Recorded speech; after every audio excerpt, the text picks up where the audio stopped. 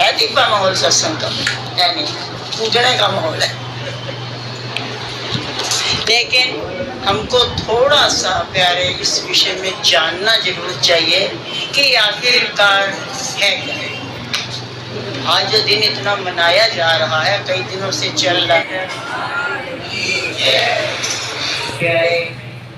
खुशी का माहौल है, जैसे सत्संग का माहौल है नहीं, पर फिर है दीपा माहौल सत्संग का?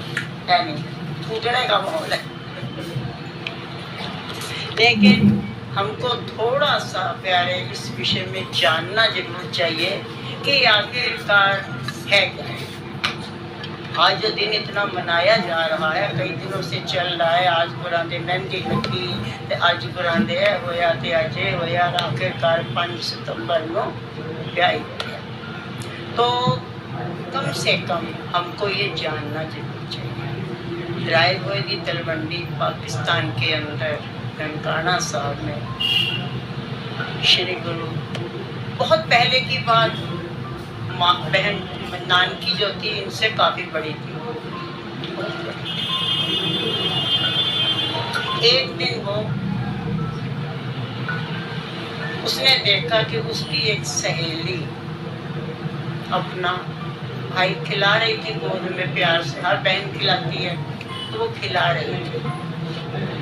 तो प्यारे उसका भी मन किया, तो उसने उस सहेली से कहा कि अपना भाई दे दे, मैं भी इसको गोद खिला दूं। पर उसने दिया नहीं।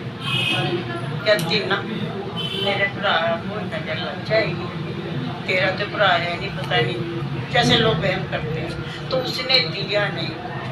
नानकी चुपचाप रूंधे मन से, रूंधे गले से, रूंधे मन से अंदर चली गई और जाके उसने उस अकाल पुरुष के सामने बेनती की कि हे सच्चे पातशाह, मुझे एक भाई दे दे, पर वो मेरा ही नहीं, ऐसा भाई चाहिए जो सारे जगत का साझा। केवल मेरे को अपना स्वार्थ नहीं पता, ऐसा मुझको भाई चाहिए जो जिसको हर कोई कहे ये मेरा, ये मेरा, और कहे तो मेरे को और खुशी होगी। और वो मेरा भाई सबका साझा होना चाहिए, हिंदू मुस्लिम सिख ईसाई सब उनको माननी चाहिए।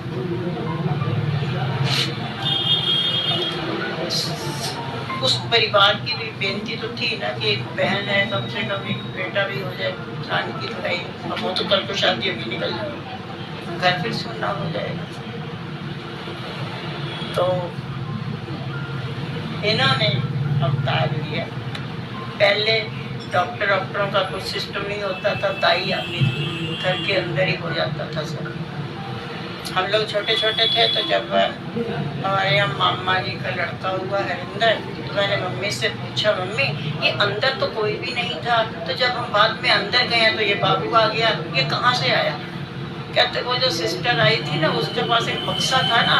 मैं क्या? हाँ। कहते वो बक्से में से निकाल के दे दिया। पहले ऐसे बड़े लोग कहलाते भी थे और आजकल तक खुली किताब सब खुला पड़ा। प्यारे आया तो सबसे पहले बहन की गोद में डाला कि ले तेरा।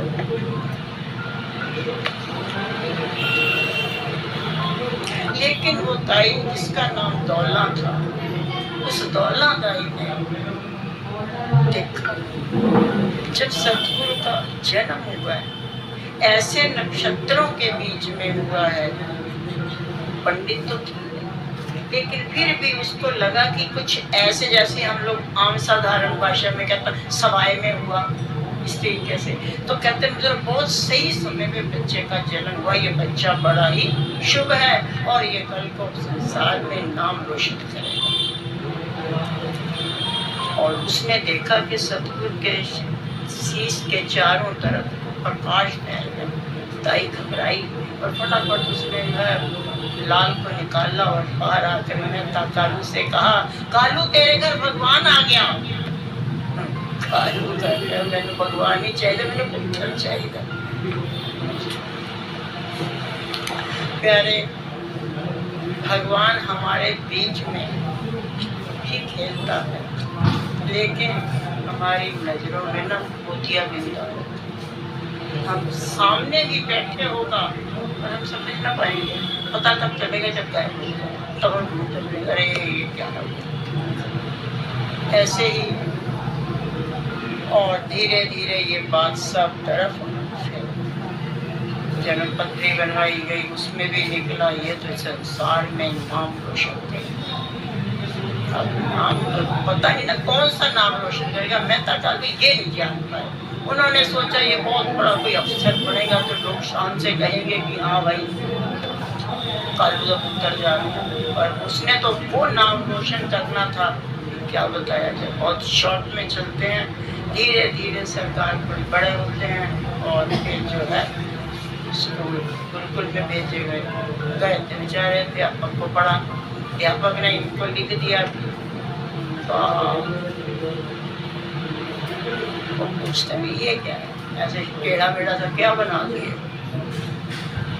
उन्होंने भी बोल दिया, पर वो कहते इसका मतलब क्या हो गया। ये क्या कहते, इसको अक्षरों को पहले सीखोगे, फिर उनको जोड़ेंगे, शब्द बनेगा, फिर ऐसे धीरे धीरे शब्दों को जोड़ के बात बनेगा। मैं ये सब नहीं पढ़ना, मैं पढ़ाई के लिए तो कराने लग गए, मेरे बस की नहीं है। उल्टा उनको ज्ञान लिया और छोड़ के चले आए। मेहता कालू का मैदान पर तुम्हारी जगह ने पढ़ना ही पड़ा। गैया भैंसी चराने के लिए भी दिया गया, भेजा भी जाओ, तो कपड़ा ही नहीं कर रहे, कोई काम नहीं करेगा, उठाओ ठंडा भैंस चरा के आओ। काफी भैंसे भी थी, मेहता कालू के यहाँ ले जाते थे जंगल में और उनको कहते थे जाओ खाओ मौज करो, उनकी समाधि में बैठ जाते थे, डंडा पड़ा बगल में बैठ। उसी समय की ये घटना है कि एक बार जो है ये समाधि में बैठे बैठे लेट गए। जब लेट गए तो उस समय धूप इधर को थी, तब तो दीवार की छाया थी, लेकिन जब बाद में सूरज घूमा तो ये लेटे ही रहे, और जब सूरज घूमा तो सीधी सीधी धूप आने लग गई। तभी वहाँ से काला नाग आया और उसने देखा अरे ये इनके ऊपर नाग भी यार ने आया और आके उसने फन ऐसे बखेरा कि उनके चेहरे पे छाया। और पता चला कि जो है उनको तो क्या कहते जाओ खाओ मौज करो, तो मौज करने लगी। एक खेत में घुस गई, सारा खेत खा डाला। पकने वाली फसल थी, अभी पकी तो नहीं थी, क्या अध पकी फसल, और सब निपटा दिया उन्होंने। थोड़ी बहुत ही बची होगी। इतने में किस खेत का मालिक आया और आके उसने पहले तो नानक जी को सुनाया, ये कर दिया, ये क्या कर दिया, ये क्या कर दिया। जी आँख ही नहीं खोली, पता नहीं कहाँ पे विचरण कर रहे थे, आँख ही नहीं खोली। वो सीधा घर पे गया और जाके मेहता कालू जी से बोले, कालू तेरे बेटे ने मेरा खेत उजाड़ दिया। सब गए उनको बुलाने के लिए, बोले यहाँ भी काम बेकार कर दो, यहाँ भी देरी होगा है। सब लोग गए, लेकिन एक राय बुलाई। अगर पहचाना है उस परिवार के अंदर तो दो लोगों ने पहचाना, एक नानी जी ने, एक राय बुलाई। राय गुलाब जी को पता जब चलता था कि कालू ने मारा है या डांटा है, कुछ कहा है, तो उस वक्त कालू को उसको कहता था, राय गुलाब की देख नानक को मत कुछ कहा कर, उसको कुछ मत कहा कर। अगर तेरा कोई नुकसान होता हो ना तो मुझसे ले लिया कर, पर इसको कुछ ना कर। अगर तू नहीं समझ रहा ये तो कोई और ही है, सचखंड से आया, ये पता नहीं कौन सा इलाही पुरुष है।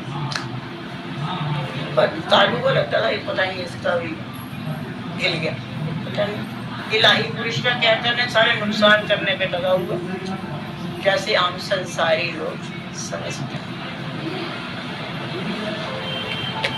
फिर सब लोग पीछे पड़े, भाई इसका खेत का हर्जाना तो देना पड़ेगा। थोड़ी देर बाद मालिक खुद आया टहलते हुए, और आए और आकर के जो है देखा यहाँ घर के अंदर तो बड़ी हुल्लड़ मचा हुआ। तो कहे पिताजी क्या हो गया। पिताजी ने थोड़ा कैड़ेपन से बोला, कहते तू था कहाँ। बोले भैया आपने तो कहा था भैंसी चढ़ाया हो। कहते भैंसी कहाँ है। कहते वो चल रही है, खा रही है। बोले तुम कहाँ थे? अरे मैं भी वही था। अगर सारा खेत उजाड़ दिया और इसको तेरे चक्कर में अब इनको हर्जाना देना पड़ेगा। गुरु महाराज जी ने फरमाया पिताजी हर्जाना देने से पहले एक बार खेत जरूर देख के आना। आप दे दीजिएगा हर्जाना, लेकिन उसके पहले आप एक बार खेत को जरूर देख के आओ कि खेत खराब हुआ भी है या ये ऐसे ही शोर मचाया जा रहा है, आपको लूटने तो नहीं आ गया कहीं। एक बार देख आया। कालू ने सोचा पहली में जिंदगी में पहली बार बात तो अकल की थी, इसने चलो वो चली पड़ते हैं किया। तो जब खेत को देखने गए तो खेत पहले से दुगना लहरा रहा था, बहुत ही मस्त। गुरु महाराज जी ने फरमाया एक भी डंडी कम हुई हो तो आप इसको हर्जाना दे देना, और अगर ज्यादा हो गई हो तो इससे ले लेना। ये आया ना मेरी शिकायत लेके तो इससे ले लेना, ये झूठ बोला। ये खेत आपके सामने है और मैं भी आपके सामने हूँ, ये भी आपके सामने, आप जानो क्या करो। इस तरह प्यारे कई प्रकार के कौतक करते हुए जब पिता ने देखा कि अब ये हमेशा अंदर बैठे रहना, लेटे रहना, ये खोज में रहते थे कि कैसे देखें, जिसको देखो वही किसी का कोई नुकसान, किसी का कोई नुकसान। और कौन सा नुकसान? मेरा दूध गिर गया और मेरा खेत उजड़ गया और मेरी सब्जी गिर गई और मेरे को ये हो गया, मेरे 100 रुपये खो गए। जो असली नुकसान हो रहा है वहां तो कोई ध्यान ही नहीं दे रहा। तो उसकी खोज में रहते थे, लेटे रहते। घर में पूरे तलवंडी में शोर मच गया, नानक गड़बड़ हो गई। पूछो वहाँ करने वाले भी बुलाए गए, हुक्का फाकी वाले भी। गुरु महाराज जी उसको उनका झाड़ा और करके उसे भेज देते थे, तुम लोग भी किसको। धीरे धीरे धीरे धीरे ये बात जब तब तक नानकी की शादी हो चुकी थी और वो चली गई थी सुल्तानपुरी। अब तलवंडी से सुल्तानपुरी में भी एक रिश्ता बन गया। बहन आई घर पे और आके उसने देखा भी इसको कोई बुला ही नहीं पा रहा, अंदर ही बैठा रहता, पता नहीं क्या करता रहता, कहाँ होता है, समझ ही नहीं आ रही कुछ, क्या है ये मसला। तो बहन ने पिता से कहा पिताजी आप ना नानक को कुछ समय के लिए मेरे साथ सुल्तानपुर भेज दो। इसको वहाँ पे आपको पता ही है कि हमारी दुकान है, मोती खाना चलता है, तो इसको वहाँ पे लगा देंगे। थोड़ा शायद जगह बदले, बंदा बदल जाएगा, मूड बदल जाएगा, एक जगह पे नहीं समझ में आ रही आपको भी, और तो आप इनको मेरे साथ भेज दो। चलते चलते जो है गए वहाँ पे, जो वहाँ समझाना है तुम्हारी बहन का ससुराल है, पता चला वहाँ भी कुछ कर दे। हंस पड़े, कहते ना कुछ नहीं, मैं तो कुछ करता ही नहीं, ऐसे ही बदनाम, मैं चुपचाप रहता हूँ, बिल्कुल कुछ कर किया मैंने आज तक। वो झूठ बोलने आया था, खेत उजाड़ दिया, गुजरा था, नहीं ना मैंने कुछ किया ही नहीं है। ऐसे ही लोग बोलते रहते हैं और मैं क्या करूँ, यही हाल किसी का। तो वो कहते मैं तो कुछ करता ही नहीं, और ये सारी पीछे पड़ी रहती है शिकायतें लगाने के लिए। ये सब महापुरुषों के साथ होता चला आया। अब जयराम जी ने समझा समझू करके उनको मोती खाने, पहले तो वो साथ करते रहे और साथ में जब उन्होंने देखा भी ये तो काम बिल्कुल यहाँ तो सेट हो गया, तो फिर उसको पर्सनल दे दिया कि अब आपको ये मोती खाना चलाना है। कर लिया। सारी दुनिया के पाप पुण्य को तोड़ने वाला बैठा अनाज तोड़ ले। और करते करते करते करते जब कुछ समय तक, क्योंकि खिलाफ पार्टी नहीं होगी तो बंदा उजागर भी नहीं होगा, कुछ खिलाफ बंदे वहां भी मिल गए और उन्होंने जाके जयराम से कह दिया, क्योंकि अभी तक की जितनी बात थी, कोई 9 किलो ले रहा, कोई 10 किलो ले रहा, कोई 11 किलो ले रहा, यही तक बात अटकी हुई थी। एक बार कोई आ गया, उसने कहा कि मुझे 20 किलो गेहूँ चाहिए। अब जो है ये 1 2 3 4 5 6 7 करते करते जब गिनती 13 पे पहुंची विचार बदल गए, चले गए सुन समाधि में। 13 13 13 और 13 जो था वो 13 बनता चला गया। वो 20 तक ही पहुंचना था, पता ही नहीं कहाँ तक पहुंच गया। इधर मोदी का खाली हो गया। जितना भी अनाज रखा था गेहूँ का सब खत्म। अभी तक गेहूँ तो नहीं जाएगी, बाकी कभी तोड़ नहीं कुछ है, वो तोड़ लेंगे तब देखेंगे। और इस घटना से पहले, ये घटना अभी मोदी खाने वाली ये वाली नहीं हुई थी, 13 वाली। इस घटना से पहले एक और घटना घटी।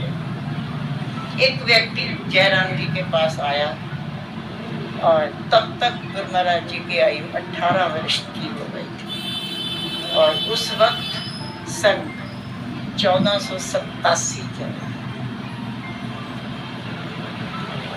प्यारे एक आया, बोले वहाँ बटाले में मेरा दोस्त है, उसकी एक बेटी है सुलक्षणी, उसके लिए एक वर ढूंढ रहे हैं।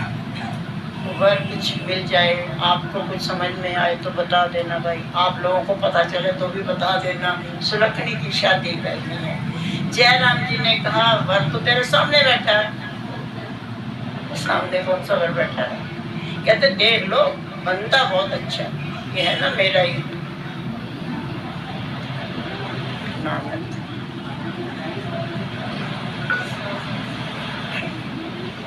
कहते वो जो मोती खाना चलाता है।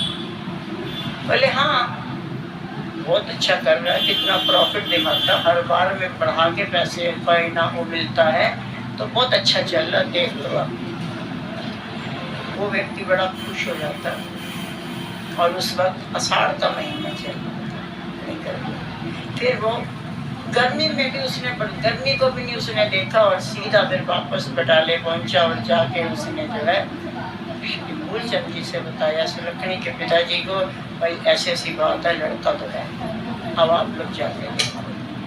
फिर वहाँ से कुछ लोग आए देखने, बाबा जी को देखने के लिए, और देखा उस वक्त तो सरकार बहुत बढ़िया चल रहे थे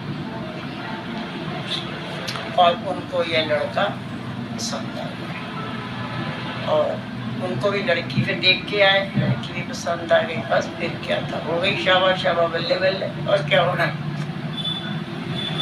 धीरे धीरे जब दोनों पार्टियों को पसंद आ गया तो उनको सबको था भी अब एक बार माता पिता को भी बताना। एक व्यक्ति जो पहले ना ब्राह्मण लोग या नाई लोग ये संदेश लेके जाते थे, तुम्हारे ये ना होते थे, देसी काम चलता था पहले। तो एक व्यक्ति के हाथ में, ब्राह्मण था, उसके हाथ में चिट्ठी सी लिख के भेजी, शुभ निमंत्रण जिसको बोलते हैं, भाई ऐसे ऐसे जो है देख लो, हमें भी पसंद है, लड़की वालों को लड़का पसंद है, लड़के वालों को लड़की पसंद है, आगे आप लोग एक बार देख लो, मेन तो आप ही लोग हो। और उन्होंने जब देखा, फोटो भेजी गई। वैसे फोटो लेते थे ब्लैक एंड वाइट सी हो, एक पुराने जमाने की, और उससे भी पहले जो है नानकी जी से भी पहले जो वो बताते थे वो कैसी है, लड़की कैसी है, ऐसा ऐसा मुँह है, तो स्केच जिसको बोलते हो वो करके दिखाते थे कि ऐसी लड़की है। लेकिन तब तक थोड़ा सा जो है चल पड़ा था मसला, तो वो उन्होंने दिखाया भी, फोटो भी है, लड़की भी अच्छी है, ऐसा है, देख लो, सबको पसंद है, और लड़की वालों को लड़का भी पसंद है। तो पिता तो खुशी से फूल उठा, वो तो सोच रहा था कहीं बसे तो। तब उन्होंने सबसे पहला निमंत्रण अपने समझाना की ननिहाल भेजा, क्योंकि रिश्तेदारी में तो पहले बताना जरूरी होता ना। आप लोग भी ऐसे ही करते हो क्या? नहीं करते? करते। उधर भेजा गया, वो लोग भी आ गए। धीरे धीरे शादी का दिन निर्धारित कर दिया गया और अभी निकला है तुम्हारा 5 सितंबर का, तिथि के हिसाब से चलता, वो तिथि आज यहाँ पड़ गई 5 सितंबर को। अब सब जाते तैयार हो रहे हैं, उधर से भी आ रहे। पहले तो एक आधे दिन में बात नहीं करती थी, कई दिन तक बारात रुका करती थी और लोग ऐसे खुशी से रखते थे। बड़ी बड़ी हवेलियाँ होती थी, आजकल तो 4 बंदे आ जाए तो घबराहट होती है, भैया कब तक चलना मसला। लेकिन पहले वाला प्यार और आज के प्यार में ऐसे वो चीज नहीं, और आगे आने वाले समय में वो भी नहीं देने वाला। तो अब तैयारियां हो रही हैं, शादी का दिन निश्चित हो गया। अब गुरु महाराज जी को सजाया सजाया गया, अपना लग लगा के चढ़ बैठे घोड़ी पे और चले अपने सुल्तानपुरी से, क्योंकि तलवंडी से दूर ज्यादा पड़ता, तो वो तलवंडी वाले भी इधर हो गए। राय बुलार से कहा गया कि आप चलो, तो राय बुलार जी ने कहा, उनके मुंह से ये निकल गया था कालू जी के कि राय बुलार जी आपके दास नानक की शादी है। इसी बात पे राय बुलार जी जोश में आ गए, कहते तू कब सुधरेगा, तो ये समझ में नहीं आती। वो दास, हम सारी दुनिया उसके दास हैं, कैसी बात बोलता है। जैसे कितनी बार कहा है कि उसके लिए अल्फाज सोच समझ के प्रयोग में लाया कर। पता नहीं तो क्या क्या बोलता रहता, थोड़े जोश में आए और बाद में ये कहा कि जो है कुछ भी कर दे नानक, पर तू उसको आंख मत दिखाइयो, ये समझ लेना कि तेरे सामने मैं खड़ा, उसको कुछ मत कहना, जो वो करते उसको करने देना। लेकिन उस समय तो खैर कुछ नहीं किया। और इधर बहन की भी बड़ी थी कि हाँ किसी तरीके से भाई का घर बस जाए। खैर की शादी अभी हो गई। शादी के कुछ समय के बाद भाई साहब ने कहा भी हम तो तुम्हें बहू मिल गई है, तुम अपनी भाभी को संभाल लो, हम तो चले, हम तो अपनी उदासी पे निकलेंगे। और सब के सब बड़े हैरान हो गए, ये क्या हुआ, शादी इसलिए की थी कि ये भाई साहब निकल भागे। तो बहन नानकी ने एक अर्ज की, उसने कहा भैया ये मैं जानती हूँ कि तुम जन कल्याण के लिए आए हो, इस संसार में फंसने नहीं आए, फंसे हुओं को निकालने आए हो, फंसने नहीं आए हो जानती हूँ। लेकिन एक छोटी सी बेनती, नानक जी ने कहा, बहन को ना बेबे कहते थे, नानक जी ने कहा बेबे आज तक मैंने तुम्हारी बात को नहीं टाला, देखो तुम्हारे कहने में मैंने शादी कर ली है, शादी जैसा बंधन बांध लिया है, और आप जो है अर्ज मत करो, सीधा हुक्म दो।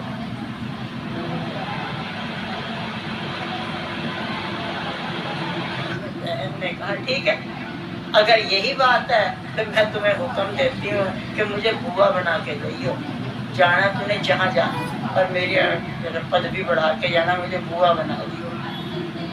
उन्होंने कहा एक नहीं दो की बनाऊंगा। ठीक, तो बच्चे आए, श्री चंद जी और लक्ष्मीदास जी। लक्ष्मीदास जी छोटे थे और लक्ष्मीदास जी मुश्किल से 6 महीने के हुए होंगे। बहन से बोले मेरा वादा पूरा हुआ और मुझे आज्ञा दे दे, बस इतना ही काफी था। जब इस तरीके से वो छोड़ के चले गए तो कुछ समय बीत गया, तो किसी ने माता सुलक्षणी से पूछा कि भाई तेरा लाइफ पार्टनर कैसा है, कैसी तेरी जिंदगी कट रही है, कुछ तो होगी, किस तरीके की तेरी जिंदगी कट रही है। माता सुलक्षणी बड़े प्यार से कहती क्या बताऊं, जिंदगी मेरी बहुत ही बढ़िया कट रही है, जैसी भी कटनी चाहिए, पर मुझे एक बात का ये लग रहा है, दिल लाल अबे परवाह दे नाल, दिल लाल अबे परवाह दे नाल, मन लाल अबे परवाह दे नाल, मन लाल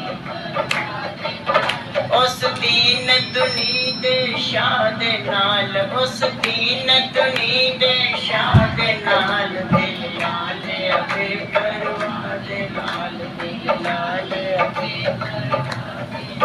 दिल लाल अबे परवाह दे नाल, दिल लाल अबे परवाह दे नाल, उस दीन दुनी दे शाद नाल, उस दीन दुनी दे शाद नाल, दिल लाल अबे परवाह दे नाल, दिल लाल अबे परवाह दे नाल। काजी मुल्ला बुद्धि देंदे, काजी मुल्ला बुद्धि, काजी मुल्ला मत्ता दिखेंदे, बड़े सियाने राह दिखेंदे, बड़े सियाने, बड़े सियाने राह दिखेंदे। पर मैं क्या करूं? मेरा इश्क लगा उस यार दे नाल, मेरा इश्क लगा अल्लाह दे नाल, दिल नाले अबे, दिल नाले अबे परवाह दे नाल, दिल नाले दिल नाले अबे परवाह दे नाल, दिल नाले उस दीन दुनी दे शाह दे नाल, उस दीन दुनी दे दिल नाल अबे परवाह दे नाल, दिल नाल दिल नाल अबे परवाह दे नाल, दिल नाल नदियां पार मेरे इश्क दा ठाणा, नदियां पार मेरे इश्क दा ठाणा, नदियां पार मेरे इश्क दा ठाणा, नदियां पार मेरे कीता कौल जरूरी जाना, कीता कौल जरूरी जाना। मिन्नता करा मल्ला दे नाल, मैं मिन्नता करा मल्ला दे नाल, दिल नाल अबे परवाह दे नाल, दिल नाल दिल नाल अबे परवाह दे नाल, दिल नाल अबे परवाह दे नाल, दिल नाल।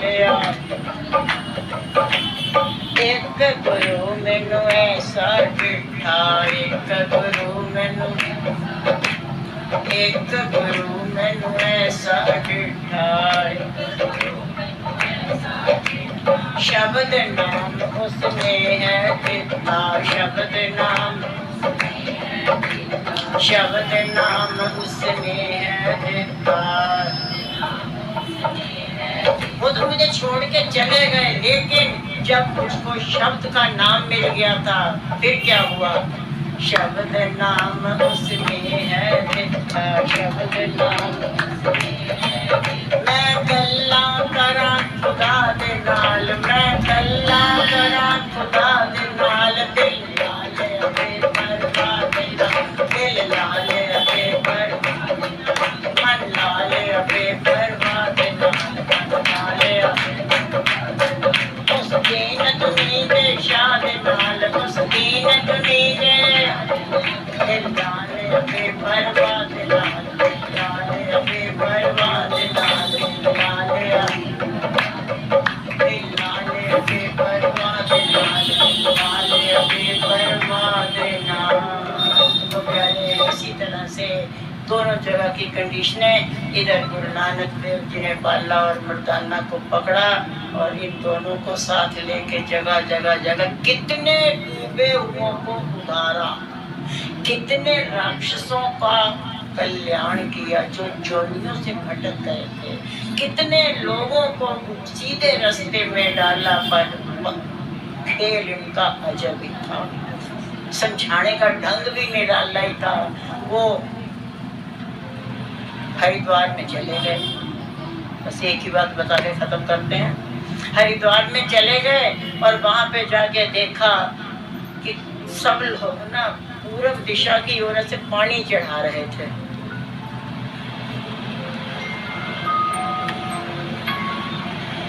बाले से पूछा ये क्या हो रहा है? और मर्दाने ने उनसे पूछा, उन्होंने आपस में तीनों बात कर रहे हैं तो पता चला ये सूरज को पानी दे रहे हैं। अच्छा, जब सूरज तक पानी पहुंचा, श्री गुरु महाराज जी चले गए हरिद्वार, वहां नदी में गंगा जी में स्नान किया और स्नान करके पश्चिम की तरफ को पानी देना शुरू कर दिया। सारे जो इधर थे ब्राह्मण वगैरह, वो सब के सब पीछे पड़ गए और बोले ये क्या कर रहे हो? तो दिखाई नहीं दे रहा, अपने खेतों को पानी दे रहा हूँ। और खेतों को पानी दे रहे, यहाँ से तेरे खेत कितनी दूर है? तो ज्यादा दूर नहीं, बस 100 किलोमीटर होंगे। पहले मील चलते थे, उस मील के हिसाब से जो 103 किलोमीटर मील है तो वहीं पर हैं और मैं बस उनको पानी दे रहा हूँ। फिर तुम्हारा पानी जा भी रहा है? अरे बिल्कुल जा रहा है। पर तुम मुझे ये बताओ, अगर तुम्हारा यहाँ से चढ़ाया गया कितने योजन दूर वो सूरज देवता, अगर तेरा पानी सूरज तक पहुँच जाए, खेत तो मेरे 100 किलोमीटर पे है, ज़्यादा दूर ना है, वहाँ ना पहुँचेगा।